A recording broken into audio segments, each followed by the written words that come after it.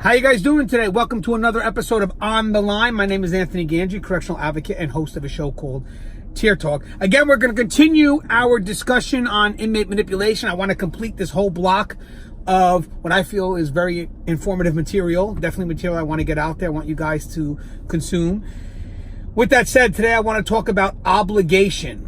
That's very key that we understand what that word obligation means and how a manipulative inmate can use that against us. So in short, what does obligation mean? I'm going to say I do for you, you do for me, correct?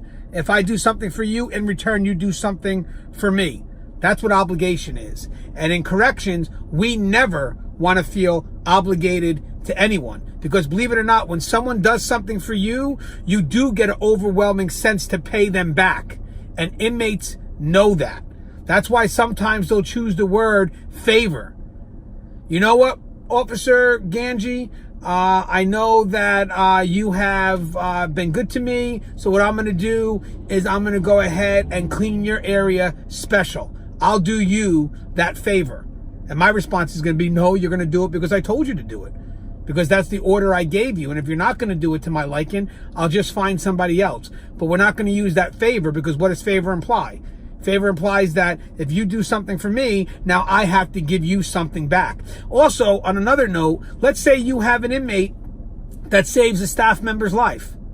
Look at the feeling of obligation that can bring.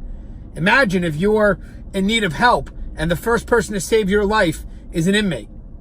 Now, when the inmate needs something, that staff member may be compelled to give that inmate something back. So what should management do in that position? Transfer the inmate out. Alleviate that sense of obligation. The key here is never to be obligated to an inmate. And if you're management, you're in a position to make sure that we don't feel that sense of obligation. Obligation means we have to pay back. And I'm not in a world where I'm going to pay back a favor to an inmate.